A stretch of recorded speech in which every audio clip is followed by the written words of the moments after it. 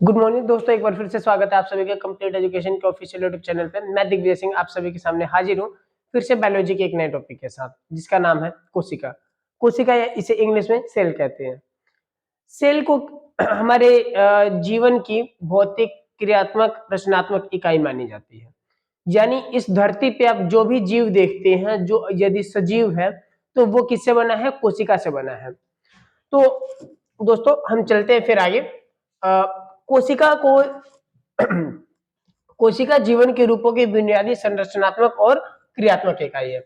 ये सामने जो आप स्ट्रक्चर देख रहे हैं, ये एक जो है एनिमल सेल का है, यानी कि जंतु कोशिका का है। ठीक है, इसमें जो है कोशिका भित्ति नहीं पाई जाती है। इसको हम आगे चल के बिल्कुल विस्तार में पढ़ने वाले हैं। तो दोस्तों इसके बारे में कुछ हम बेसिक चीजें जान लेते हैं, जैसे कि जो कोशिका है, तो कोशिका का जो बायोलॉजिकल नेम है, यानी बायोलॉजी में इसको साइटो कहा जाता है। साइटो यानी कि सेल। ठीक है, और जब हम कोशिका का अध्ययन करते हैं, जब हम कोशिका का अध्ययन करते हैं, सेल का अध्ययन करते हैं, तो इसको साइटोलॉजी कहा जाता है। यानी कि study of cell is also known as cytology. ठीक है, अब कोशिका की जो खोज है, यानी ये भी कह सकते हैं, यानी कोशिका के जो जनक रहे हैं वो हम कहते हैं रॉबर्ट हुक को। रॉबर्ट हुक ने सन 1665 ईस्वी में जो है कोशिका का खोज किया था। इन्होंने क्या किया था कि एक पेड़ से क्या किया था, पेड़ की जो छाल होती है वहां से उन्होंने पेड़ की छाल की कोशिकाएं ली थी एंड उसको उन्होंने माइक्रोस्कोप में देखा था एंड उन्होंने पाया कि ये जो स्ट्रक्चर है कुछ इस प्रकार का स्ट्रक्चर दिख रहा है, मधुमक्खियों के छत्ता के समान। और इस मधुमक्खियों के छत्ता के समान दिखने वाली आकृति का नाम इन्होंने दे दिया था सेल। ठीक है, यानी सेल की खोज रॉबर्ट हुक ने कब किया था? 1665 ईस्वी में। क्या लिया था इन्होंने डिस्कवरी के लिए? तो पेड़ की छाल लिया था। पेड़ की खाल जो इन्होंने ली थी, इसमें जो स्ट्रक्चर इन्होंने देखा था माइक्रोस्कोप में, वो कैसा दिखता था? वो दिखता था मधुमक्खियों के छत्ता के समान, और इसी का नाम इन्होंने दिया था सेल। आगे चलते हैं। इन्होंने जो किया था ये मृत कोशिका पे किया था। तो जीवित कोशिका के की जीवित कोशिका की खोज किसने की थी? इन द सेंस कि जो सबसे पहले किसने बताया था कि जो जीवित कोशिका की खोज की थी? एंटोनी वॉन लीवन हुक ने सन 1674 ईस्वी में। ठीक है, यानी जीवित कोशिका की खोज सबसे पहले की थी एंटोनी वॉन लीवन हुक ने सन 1674 ईस्वी में। इस कोशिका के अंदर क्या है? एक केंद्रक पाया जाता है। कोशिका के अंदर क्या पाया जाता है? केंद्रक पाया जाता है, और इसके बाकी कोशिकांग पाए जाते हैं। ये बाकी कोशिकांग और केंद्रक के बीच में क्या है? एक लिक्विड भरा होता है। लिक्विड यानी कि द्रव्य। अब ध्यान दीजिएगा, इस केंद्रक की खोज किया था पुरकिंजे ने। इस केंद्रक का ये जो जीव द्रव्य है, इस जीव द्रव्य का खोज किया था पुरकिंजे ने। और ये जो केंद्रक है, केंद्रक दोस्तों जो एकदम सेंटर में होता है कोशिका के, इसका खोज किया था रॉबर्ट ब्राउन ने। रॉबर्ट ब्राउन ने किया था केंद्रक का खोज 1831 ईस्वी में, और जो आपका जीव द्रव्य है इसका खोज किया था पुरकिंजे ने 1839 ईस्वी में। ये जो है कोशिका से जुड़ी हुई बहुत ही इंपॉर्टेंट बातें हैं, बेसिक बातें हैं, ये आप सभी को जानना चाहिए। इसके बाद क्या हुआ था? कोशिका सिद्धांत आया था स्लाइडन और स्वैन नामक वैज्ञानिक के द्वारा। यानी जो स्लाइडन थे, इन्होंने अपनी थ्योरी में कहा था कि हर वो चीज जो जीवित है, इन द सेंस की जो पादप है, सभी पादप जो है, यानी सभी पौधे जो है वो किससे बने हैं? कोशिका से बने हैं। ये सिद्धांत दिया था स्लाइडन ने, और स्वैन ने कहा था सभी जंतु जो है वो कोशिका से बने हैं। तो जो कोशिका सिद्धांत है, यदि पूछता है कि पादप का किसने दिया था, तो पादप में हम कहेंगे स्लाइडन का। यदि पूछता है जंतु का, तो हम कहेंगे स्वैन का। यदि नॉर्मली पूछता है कि कोशिका सिद्धांत किसने दिया था, तो हम दोनों का नाम लिखेंगे। ठीक है दोस्तों, आगे चलते हैं। ये कुछ बेसिक बातें हैं कि इस धरती पे पाई जाने वाली सबसे बड़ी कोशिका कौन सी है? इस धरती पे पाई जाने वाली सबसे बड़ी कोशिका किसकी है? जो शुतुरमुर्ग का अंडा होता है, उसके अंडे की जो कोशिका होती है वो इस धरती पे पाई जाने वाली सबसे बड़ी कोशिका होती है। और इस धरती पे पाई जाने वाली सबसे छोटी कोशिका कौन सी है? तो जो माइकोप्लाज्मा जो बैक्टीरिया होता है, इसकी जो कोशिका होती है इस धरती पे पाई जाने वाली सबसे छोटी कोशिका है। यदि हम बात करते हैं मानव में, तो मानव में क्या होता है कि देखिए, जो सबसे छोटी कोशिका है मानव में उसको हम बोलते हैं शुक्राणु, यानी शुक्राणु की जो कोशिका है वो सबसे छोटी होती है, तथा सबसे जो बड़ी कोशिका होती है ये होती है अंडाणु की। ठीक है, ये तो होगी छोटी, एक होगी बड़ी। एक हम तीसरी कैटेगरी बात करते हैं लंबी की। उदाहरण स्वरूप हम देखते हैं जैसे कि ताजमहल है, ताजमहल बड़ा है, जबकि हम बात करते हैं यदि कुतुब मीनार की, तो कुतुब मीनार क्या है? लंबा है। तो हमारे शरीर में पाई जाने वाली सबसे लंबी कोशिका कौन सी है? तो वो होती है आपकी तंत्रिका कोशिका। जो शुक्राणु है ये सिर्फ नर में पाया जाता है। शुक्राणु किसमें पाया जाता है? नर में पाया जाता है। जो अंडाणु है किसमें पाया जाता है? ये मादा में पाया जाता है। ठीक है दोस्तों, जो तंत्रिका कोशिका है ये सभी में पाई जाती है, ये हमारे मस्तिष्क में पाई जाती है। ये जो तंत्रिका कोशिका होती है इसके अंदर क्या है? कोशिका विभाजन नहीं होता है। तंत्रिका कोशिका में कोशिका विभाजन नहीं होता है। ठीक, इसमें कोशिका विभाजन क्यों नहीं होता है? क्योंकि इसमें सेंट्रोसोम नहीं पाया जाता है। सेंट्रोसोम नहीं पाया जाता है। सेंट्रोसोम ना पाए जाने के कारण क्या है? इसमें कोशिका विभाजन नहीं होता है। ठीक है, इसीलिए जो मस्तिष्क में चोट लग जाती है वो हमेशा पूरे जीवन आजीवन ऐसे ही रहती है, वो रिकवर नहीं होती है। ठीक है, तो ये कुछ रही थे तथ्य रहे थे जो एकदम बेसिक है कोशिका से संबंधित। अब हम आगे चलते हैं, कोशिकांग के बारे में चर्चा करेंगे। कोशिकांग किसे कहते हैं दोस्तों? सबसे पहले ही देख लेते हैं। जो कोशिका है इसके जो भी अंग है इसी को हम कोशिकांग कहते हैं, यानी जिस अंगों से मिलकर कोशिका बना है उसे हम कोशिकांग कहते हैं। ठीक है, इसमें सबसे पहले आता है कोशिका झिल्ली। कोशिका झिल्ली यानी कि सेल मेम्ब्रेन, यानी जो कोशिका है इसके अंदर जो भी कोशिकांग है बाहर से एक झिल्ली में पैक रहता है, बाहर से एक झिल्ली में पैक रहता है। उदाहरण स्वरूप यदि आप खुद स्वयं बाजार जाते हैं, वहां से कुछ सामान लाते हैं तो उसको क्या है? एक झिल्ली में पैक करके लाते हैं। ठीक है, ठीक उसी प्रकार हमारे शरीर के अंदर जो कोशिका पाई जाती है उसके जो कोशिकांग होते हैं वो एक झिल्ली में पैक रहते हैं। इस झिल्ली को हम कहते हैं सेल मेम्ब्रेन, यदि हिंदी में बात करें तो कोशिका झिल्ली। ये जो कोशिका झिल्ली है ये पादप में भी पाया जाता है और जंतुओं में भी पाया जाता है, यानी पौधों में भी पाया जाता है तथा जो है जंतुओं में भी पाया जाता है। ये जो है प्रोटीन का बना होता है। ध्यान दीजिएगा दोस्तों, ये जो सेल मेम्ब्रेन है यानी कि जो कोशिका झिल्ली है ये किसकी बनी होती है? प्रोटीन की। एक्चुअली क्या है? इसमें 3 लेयर होता है, 3 लेयर से बना होता है। पीएलपी याद रखिएगा, पहला प्रोटीन का होता है, दूसरा लिपिड का होता है, तीसरा फिर से प्रोटीन का होता है। प्रोटीन इसमें 2 बार आ रहा है, प्रोटीन की अधिकता होती है इसलिए हम ये भी कह देते हैं प्रोटीन की बनी होती है। यदि वास्तव में देखा जाए तो ये प्रोटीन, लिपिड और प्रोटीन इन तीनों की बनी होती है।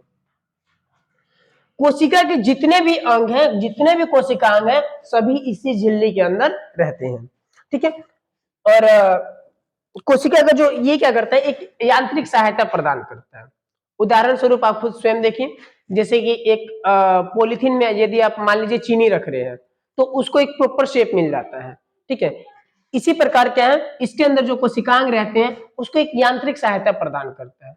ठीक है, और जो सीलिया और फ्लैजेला का निर्माण होता है वो इसी सेल मेम्ब्रेन में होता है, यानी कोशिका झिल्ली में होता है। दोस्तों आपके मन में सवाल आ रहा होगा कि ये सेल मेम्ब्रेन क्या होता है, आई मीन कि ये सीलिया और फ्लैजेला क्या होता है?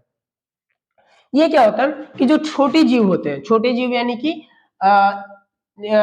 ऐसे जीव जिनका अधिक विकास नहीं हुआ है, तो उनके पास गमन के लिए, गति करने के लिए कुछ अलग से अंग नहीं होते, जैसे कि हमारे पास है, हाथ है, पैर है।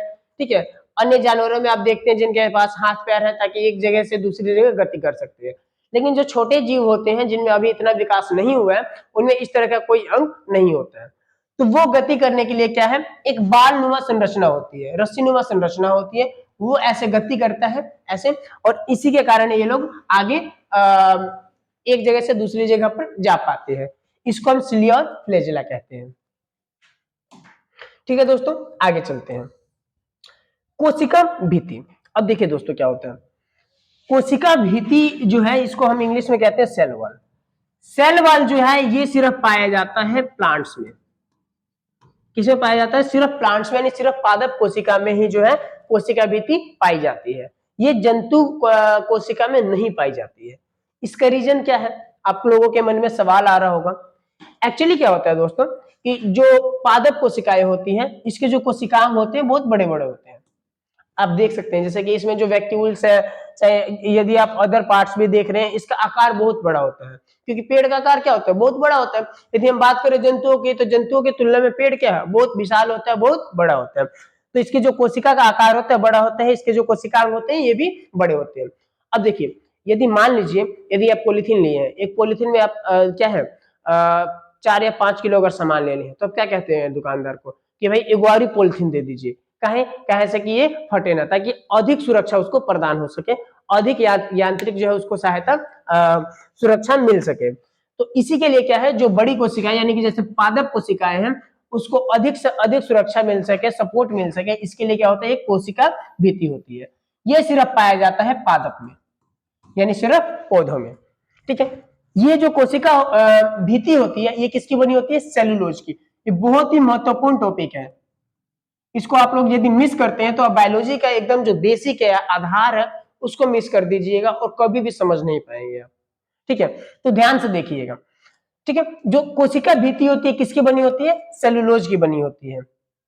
ये जो कोशिका भित्ति होती है ये निर्जीव होती है और क्या होती है? कड़ी होती है, यानी मजबूत होती है।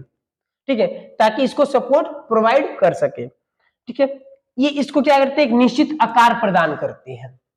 ठीक है दोस्तों, और सुरक्षा और सहारा भी प्रदान करती है, कोशिका झिल्ली की रक्षा करती है। ठीक है, तो ये सारी इसके बारे में जो है बेसिक बातें हैं। आगे चलते हैं दोस्तों। माइटोकॉन्ड्रिया। माइटोकॉन्ड्रिया जो है कोशिका का एक बहुत ही महत्वपूर्ण जो है कोशिकांग है। माइटोकॉन्ड्रिया का बहुत ही अहम योगदान होता है सजीवों के अंदर। अभी इसके बारे में चर्चा करेंगे, ऐसा क्यों कहा जाता है। इसकी खोज किया था अल्टमैन ने। अल्टमैन एक वैज्ञानिक थे जिन्होंने क्या किया था? माइटोकॉन्ड्रिया का खोज किया था कि जो माइटोकॉन्ड्रिया है ये कोशिका के अंदर पाया जाता है। ठीक है, अब देखिए इसको हम माइटोकॉन्ड्रिया को कोशिका का पावर हाउस भी कहते हैं।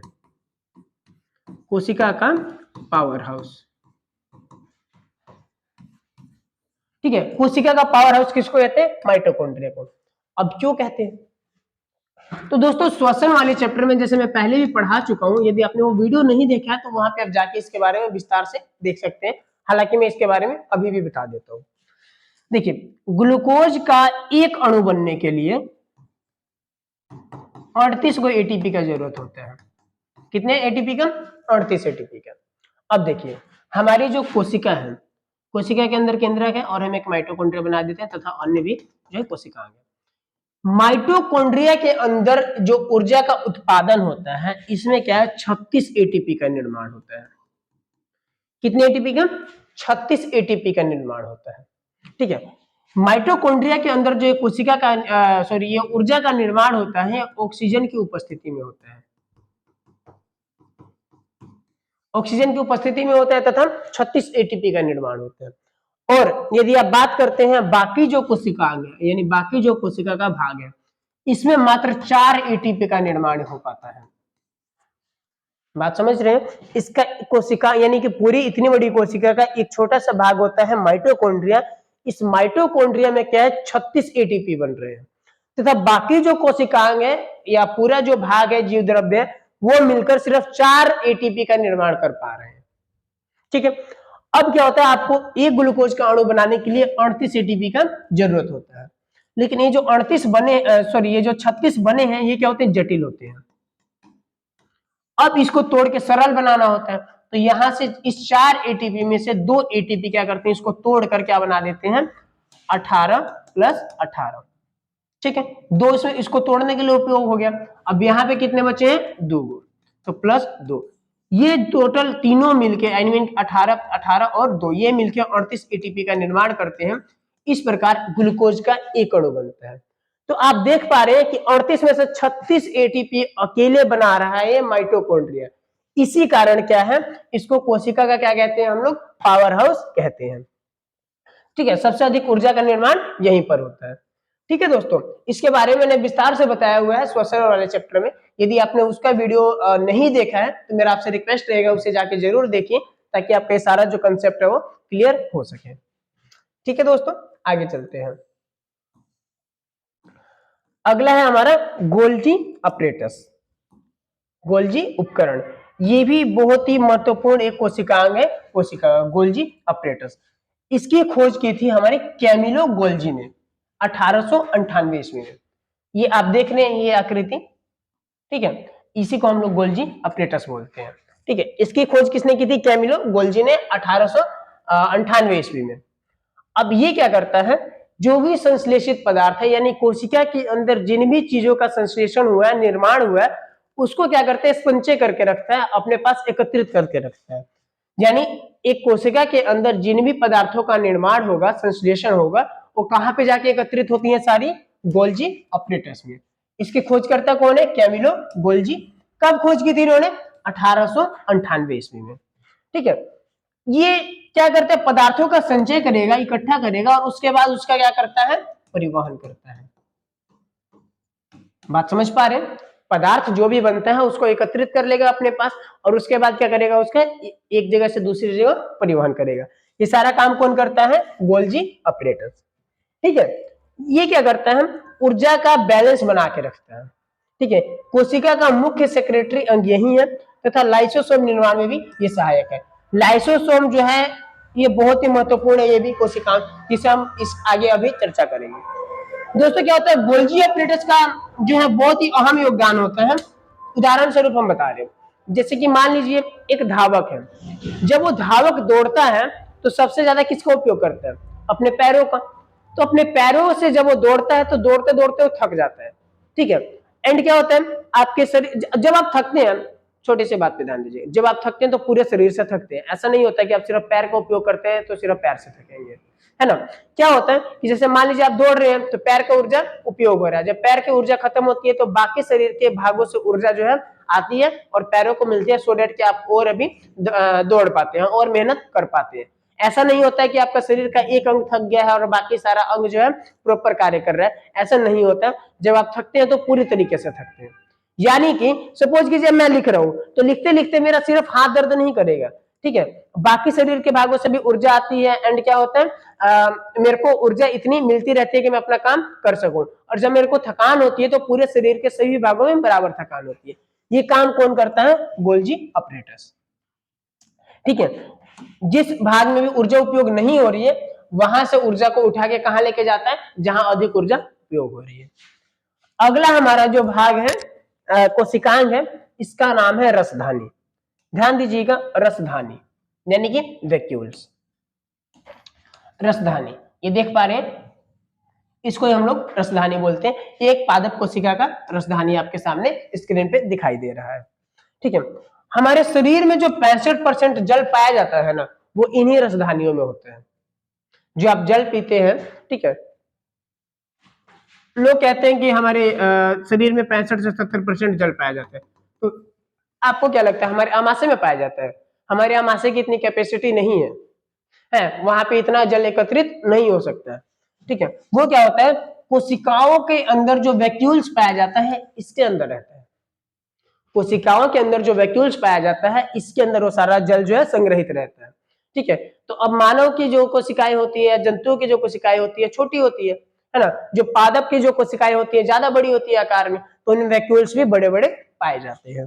ठीक है, तो हमारे शरीर के अंदर उपस्थित जो जल है सभी कहां संग्रहित होता है? वैक्यूल्स के अंदर, यानी कि रसधानी के अंदर। पादप कोशिका में क्या होती है? ये बड़ी होती है, जैसे कि मैं अभी आपको बता रहा था। तथा जंतु कोशिका में क्या होती है? छोटी होती है। जंतु कोशिका में क्या करती है? ये जल का संतुलन बनाए रखती है। ठीक है, तो ये कार्य होता है आपका रसधानी का। रसधानी के बाद आता है सेंट्रोसोम। ये सेंट्रोसोम बहुत ही अधिक महत्वपूर्ण होता है। ये सेंट्रोसोम क्या करता है? कोशिका विभाजन में सबसे अहम भूमिका निभाता है। कोशिका विभाजन का मतलब ये नहीं होता है कि कोशिका को क्या है विभाजित करके फेंक दे, नहीं। कोशिका विभाजन का मतलब होता है कोशिका में वृद्धि करना। कोशिका एक से विभाजित होकर दो कोशिकाएं बनाती है और इस प्रकार हमारा शरीर वृद्धि करता है। इस कोशिका विभाजन में सबसे अहम भूमिका होती है सेंट्रोसोम की। अब देखिए दोस्तों, सेंट्रोसोम की यदि बात करें तो सबसे अधिक पाया जाता है हमारे यकृत में। सबसे अधिक कहां पाया जाता है? हमारे यकृत में। तो सबसे तेज कोशिका विभाजन होता है हमारे यकृत में। यकृत बहुत ही ज्यादा फास्टली खुद को ग्रो कर लेते हैं। यदि आपका यकृत डैमेज भी हो जाता है, ठीक है, उसका कुछ परसेंट काट के ऑपरेशन के थ्रू बाहर भी निकालना पड़ जाता है, तभी बहुत ही जल्दी आपका जो है यकृत रिकवर कर लेता है। कारण क्या है? उसमें सेंट्रोसोम बहुत अधिक संख्या में पाए जाते हैं, अधिक मात्रा में पाए जाते हैं, जो क्या करते हैं? कोशिका विभाजन काफी तेजी से करते हैं। यदि हम बात करते हैं अपने तंत्रिका कोशिका की, तो हमारी तंत्रिका कोशिका में जो है सेंट्रोसोम नहीं पाए जाते हैं, जिसके कारण क्या है? हमारे तंत्रिका कोशिका में कोशिका विभाजन होता ही नहीं है। समझ पा रहे हैं? इस वजह से जो चोट वगैरह अगर दिमाग में लग जाती है तो परमानेंट रहती है, और जो है हमारा दिमाग जो है, ब्रेन है, वो रिकवर नहीं हो पाता है। ठीक है। अब देखिएगा दोस्तों, एक चीज और हम आपको बताना चाहेंगे यहाँ पे। एक कैंसर बहुत ही कॉमन आपने सुना होगा बीमारी, काफी ज्यादा चल रही है आजकल। कैंसर होता क्या है? Basically uncontrolled growth of cell, यानी कि अनकंट्रोल अगर ग्रोथ हो रहा है, कोशिका में वृद्धि हो रहा है, उसी को हम लोग क्या कहते हैं? कैंसर कहते हैं, है ना।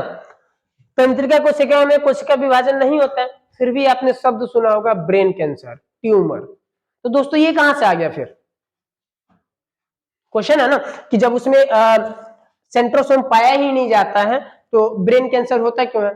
दोस्तों क्या होता है, हमारे 90% जो ब्रेन की जो सेल्स है वो किससे बनी होती है? नर्व सेल से, यानी तंत्रिका कोशिका से। जो 10% है वो गैंग्लियन सेल से बना होता है, और इन गैंग्लियन सेल में जो है सेंट्रोसोम पाया जाता है। यही वो रीजन है। इसी 10% के क्या होता है? कोशिका विभाजन अधिक हो जाने के कारण आपको ब्रेन ट्यूमर का सामना करना पड़ता है। इस तरह की बीमारियां जो है हो जाती है। आगे देखते हैं पीडीएफ में जो लिखा हुआ है, कोशिका विभाजन में सहायता करता है। ठीक है। इसका आकार देखेंगे आप तो बेलन के आकार का होता है। ठीक है। ये यकृत में सबसे अधिक पाया जाता है और सबसे कम कहां पाया जाता है? तंत्रिका कोशिका में। ठीक है। अगला हमारा जो है कोशिकांग, उसका नाम है एंडोप्लाज्मिक रेटिकुलम, यानी कि अंतःप्रद्रव्य जालिका। इसका भी बहुत ही अहम योगदान होता है। दोस्तों जितने भी कोशिकांग है ना, सबका अपने आप में बहुत ही अहम योगदान है किसी भी कोशिका को जीवित रखने के लिए, प्रॉपर तरीके से उससे काम करवाने के लिए। अब इसका देखेंगे अगर स्ट्रक्चर कैसे रहता है, छोटा होता है, शाखित होता है, झिल्लीदार होता है, और नियमित नलिकाएं होती है इसमें। ठीक है। ये यदि आप ध्यान से देखते हैं तो ये दो प्रकार की आपको दिखाई देगी। एक तरफ आपको ये है गोले गोले छोटे छोटे दाने दिखाई देंगे, दूसरी तरफ ऐसा कुछ भी दिखाई नहीं देगा। तो जिस तरफ ये बिल्कुल प्लेन है, इस भाग को हम लोग कहते हैं चिकनी अंतःप्रद्रव्य जालिका, और जिस तरफ क्या है, ये छोटे छोटे बूंदे आपको दिखाई दे रहे हैं, इसको हम बोलते हैं खुरदरी अंतःप्रद्रव्य जालिका। ठीक है दोस्तों, यानी कि अंतःप्रद्रव्य जालिका दो प्रकार की होती है, एक होती है चिकनी और दूसरी होती है खुरदरी। ठीक है। अब ये जो खुरदरी होती है, ये जो खुरदरा भाग है, ये खुरदरा होता क्यों है? ये क्या छोटा छोटा गोला है, इसका क्या नाम है? ये जो छोटा छोटा गोला आपको दिखाई दे रहा है, इसको हम राइबोसोम कहते हैं। और ये खुरदरा भाग खुरदरा इसीलिए है क्योंकि इसमें क्या होता है? राइबोसोम पाया जाता है। अब देखिए दोस्तों, इसका काम देखिए, ये प्रोटीन का क्या करती है? संचार करती है। एंडोप्लाज्मिक रेटिकुलम क्या करता है? प्रोटीन का क्या करता है? संचार करता है। जो स्मूथ वाला है, यानी कौन सा है? चिकना, जो चिकना भाग है, ये क्या करता है? वसा का और कोलेस्ट्रॉल का संश्लेषण करता है, यानी कि फैट का और कोलेस्ट्रॉल को कौन बनाता है? Smooth endoplasmic reticulum. ठीक है दोस्तों। और कुछ वसा प्रोटीन के साथ मिलकर कोशिका झिल्ली भी बनाते हैं, यानी कि अब देखिए ध्यान दीजिएगा, वसा, कोलेस्ट्रॉल, कोशिका झिल्ली, तीनों के संश्लेषण में कौन सहायक है? Smooth endoplasmic reticulum. ठीक है। इसको झिल्ली का जीवित जनन भी कहते हैं। कोशिका द्रव्य को यांत्रिक सहायता भी प्रदान करता है। अब देखिएगा, जो ये रफ एंडोप्लाज्मिक रेटिकुलम है, यानी जिस भाग पे जो है राइबोसोम था। ठीक है। अब देखिए दोस्तों, ये जो राइबोसोम क्या करता है, ये राइबोसोम वाला जो भाग है, ये क्या करता है? प्रोटीन संश्लेषण करता है। जो राइबोसोम है, ये क्या करता है? प्रोटीन संश्लेषण करता है। ठीक है दोस्तों, अब ये जो राइबोसोम है पाया जाता है खुरदरे भाग में।